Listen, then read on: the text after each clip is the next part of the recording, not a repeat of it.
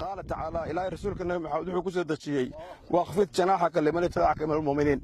waxaad garabkaaga u raaricisaa oo u dhifrisaa oo u turtaa liman tabi'aka min almu'minin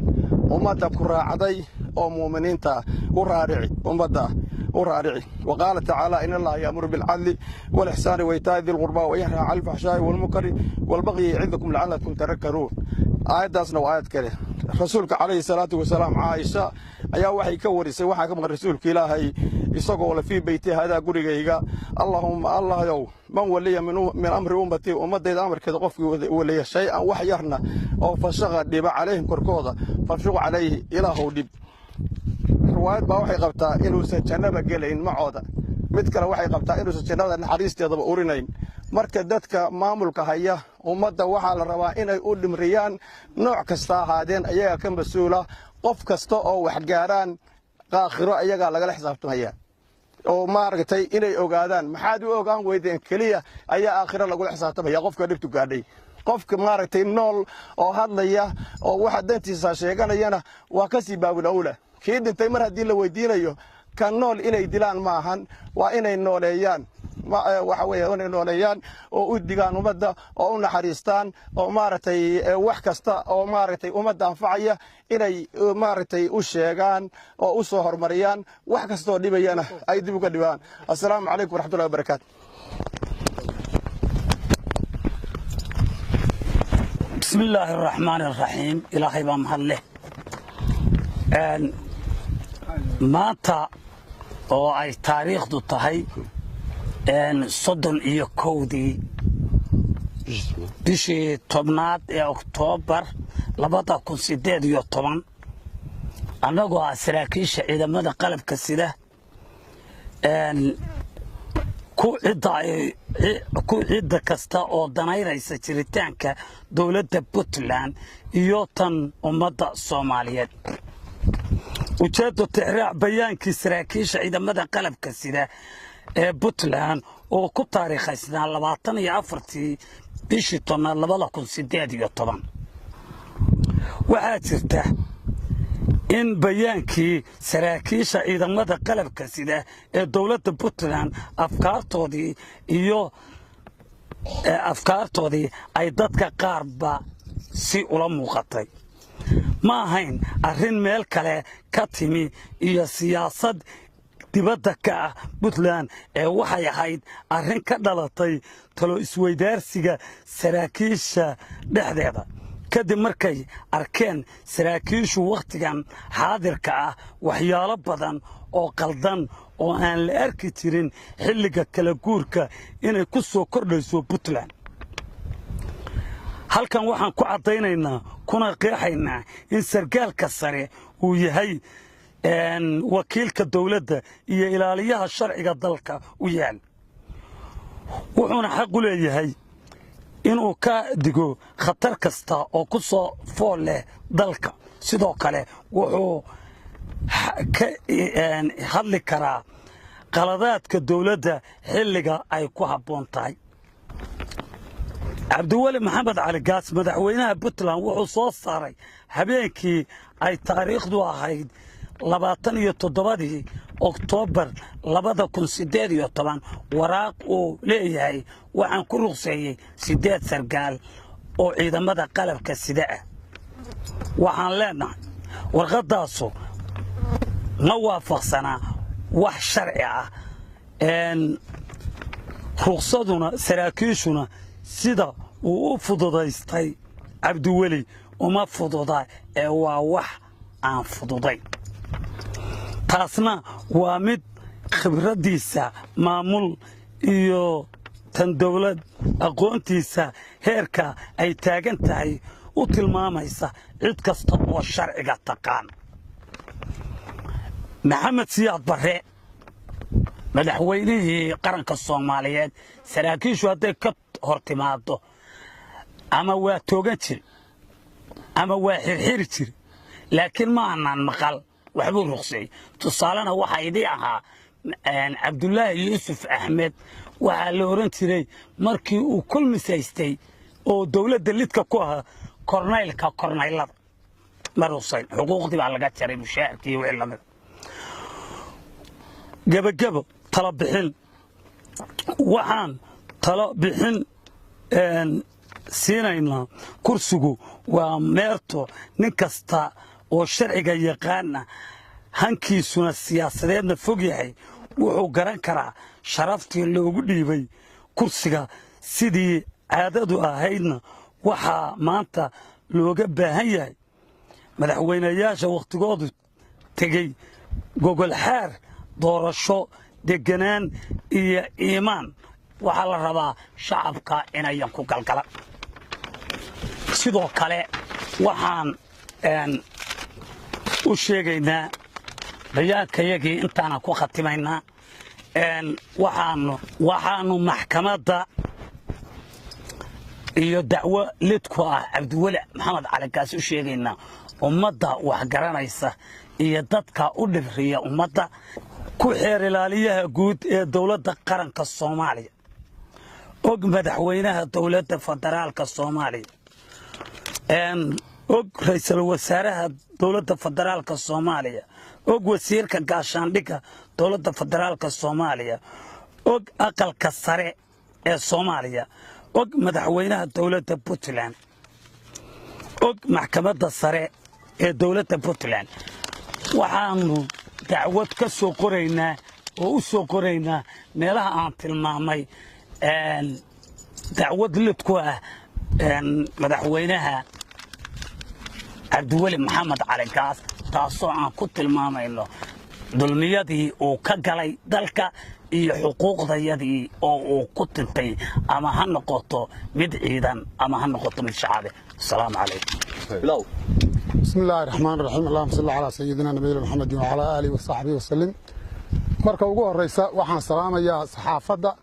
saraakiisha meeshaan joogta ee shacabka ka soo qayb galay muxuu ahay in allaala inta meesha isugu timi assalaamu calaykum waraxmatullaahi wabarakaatu waxaanu maanta halkaan isugu nimi hadal suuqa galay oo ah saraakiil raadinaysa xuquuqdeeda oo waddanka u dhalatay oo aan marti u ahayn markay hadleen xuquuqdooda ka hadleen in madaxweynuhu ugu jawaabay waan idin ruqseeyey waxay noqotay annagoo ah saraakiisha aan ku jirin saraakiisha la ruqseeyey waxaanu qaadan kari weynay waxaanu u qaadan kari weynay qofku hadduu xuquuqdiisa doono haddee waa qof xuquuq u leeyahay doonaya horena waa loo dooni jiray xuquuqdaasoo waxaa markhaanti idinka in loo dooni jiray sarreeye guuto dayr xaaji cabdi waraaqihii uu u geeyey baarlamaanka isagoo xuquuqdaa ka hadlaaya maahmaahdii uu ka tegey markay u jawaabi waayeen uu ugu maahmaayay islaan reera lisin ka soo qaadatay oo islaantii intay lisinkii ka daba timi reerkii hilibka qalanayay caawa dhan markay derbiga fadhiday oo hadha way aragtay weelkii iyo reerkii oo kala seexanayo la dhaqay ay islaantii tiri war isiya lisinkayga aan dhaxanta ka xiraystee dee lisin ma dhaxamoodo laakiin islaantu ciyigii bay weyday dayr xaaji cabdi baarlamaanka wuxuu ugu maahmaahay isiiya waraaqahaygaan dhaxanta ka xiraystee waxay noqotay maahmaah dhaxalgala oo taariikhda geli doonto bay noqotay yaan loo qaadan marka saraakiishu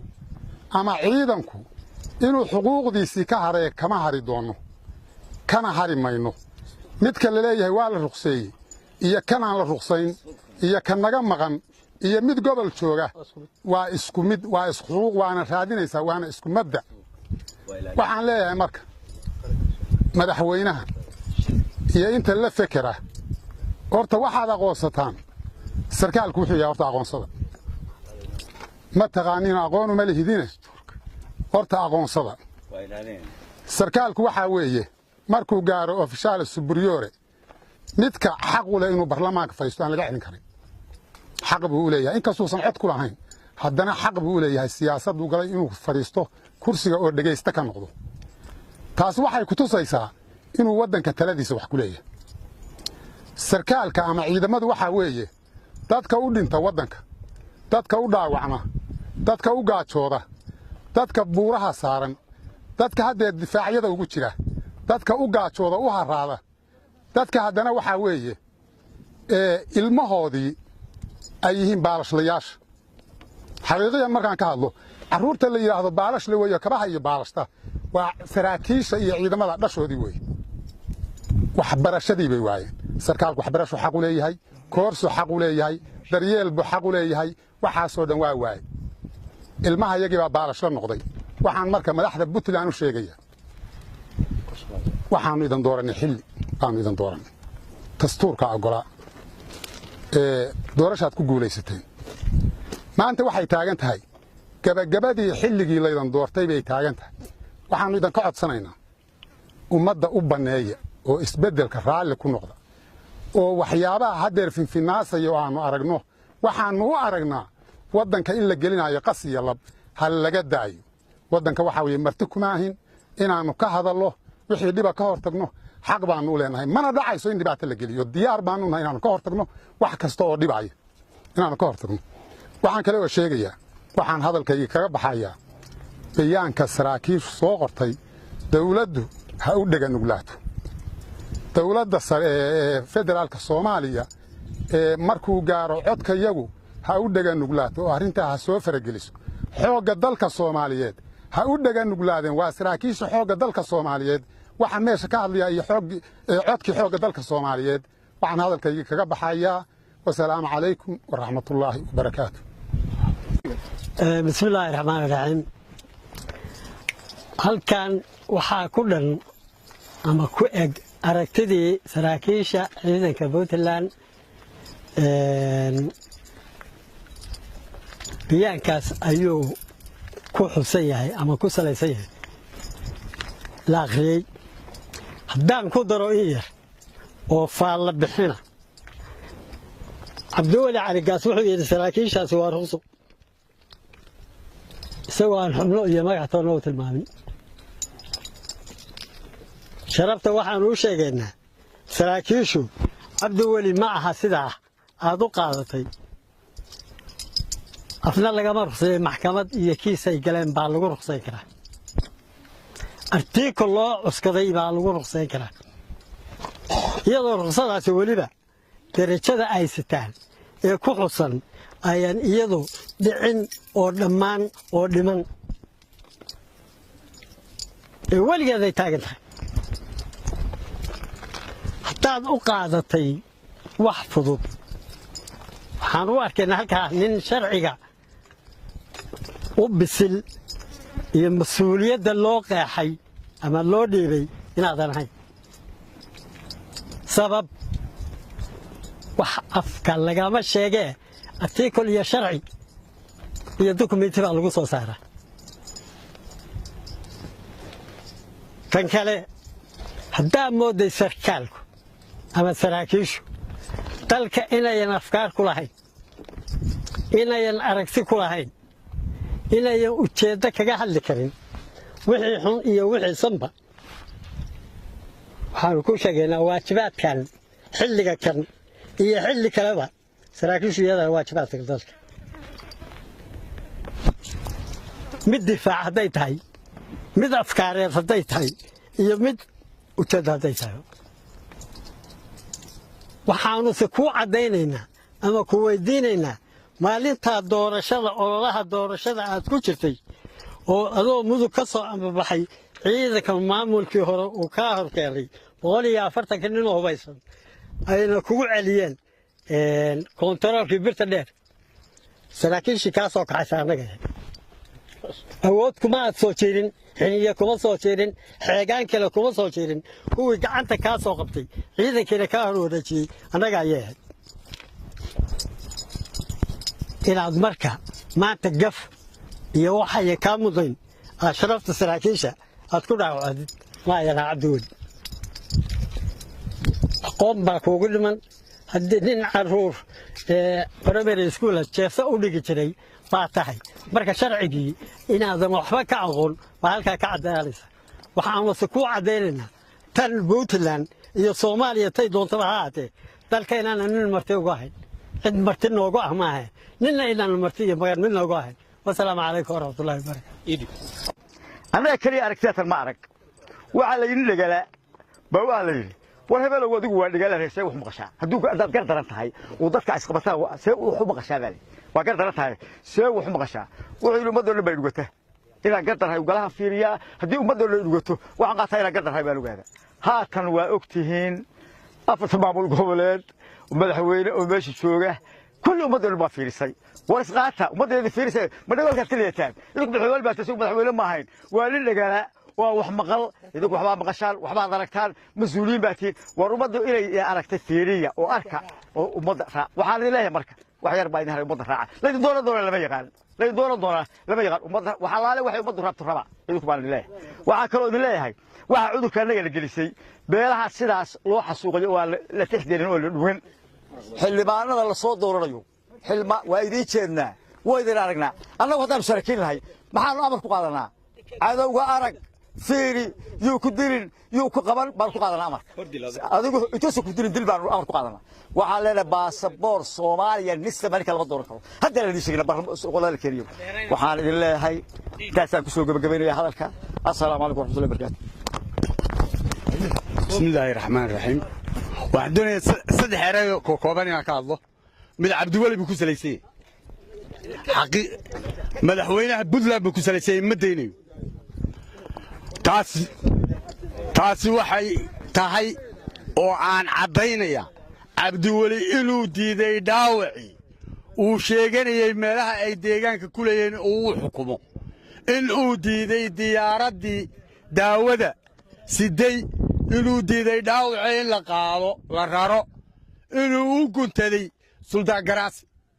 shaarka u dhigtay airportka dhexdiisa diyaaradana sidaa ku fadhiistay kuna qaaday waa cadaan Puntlandna waa ogtahay shacabkuna og yahay ciidamada qalabka sidaana waa ogyihiin dawladdu soo dirtay waa ogtay taasi waa mid allana waa budaalacanayo uu jeeday cali khalifa waxaan ka maqli jiray cabdiweli wuu sheegtay wuxuu dastuurkay ku yaalay sool iyo sanaag maantay noo cadaatay inay dastuurka ugu yaalaan ka milicsado aysan ahayn meel uu xukumo taasi cadaan markhaati madoona weeye sidoo odaygii hore u sheegay ama korneylku uu cadeeyay 60 kilomitir bay u jirtaa meesha la isku gumaaday ciidan cod dhaqaale midna kagama qayb gelin taas diyaaraddaaba ka markhaatiya siduu u diiday taasi waa intaa cabdiweli xaggiisaan ku dhaafay mid kale waxaan u sheegayaa odayadii xarfaanta ee halka ku shiray ee kala haystay Kismaayo bay iyo Bakool iyo madaxweynihii xilkiisaba waaye midka kale laga daba doortay ee ciidamada samaystay inqilaabka dadban ee ay abaabulayaan war waxa la isweydiinayaa shacabka aan weydiinayna ciidamada yaale ciidamada la qoranayo yaale Puntland male kunka cabdiweli sheegay ma aha reer Puntland dawladda federaalkiina male waa al-shabaab baan filayaa iyo meelayowga kale iyo al-daacish iyo wax la mid taa kadib waxaan leeyahay reer Baydhabo xildhibaan nin sheeganaya habeen dhow hadlo wuxuu yiri waxa laga dawladda federaalka waxa ka hor keentay maamul goboleedka Puntland saraakiil inay hadasho buu hadlaysay waa maqlayo laga hor keenay nalaga hor keenay adiga khaldan waxna waadan ka ogeyn dalkan wixii loo soo maray waxaan leenahay xildhibaanka xamar joogow ma ogid Baydhabo tii laga soo maray baadan garan Baydhabo tii laga soo maray baad moogta waxaan leeyahay waxaad diaspora Baydhabo waxay mudatay xilligii kala guurka isqaashada ahay mowduuc waxay ay soo martay hooyada baadan garan waan ku leenahay adigu ciidamada qalabka sidii halka ku sugan waxaan leenahay war waxa lagu gorgortamaya waa idinka waa dhiigiina waa naftiina meel kasta joogan ciidamada qalabka sida inay ka qabtaan daalimiinta burcada hadda suuqay dalka iyo dadka oo raba inay ugu celiyaan 30 sano waxay soo martay man yeelayno annagu haddana saraakiisha Puntland ma aqbali doono mana yeelayno waa macal salaama waana idin salaamaya dadweynaha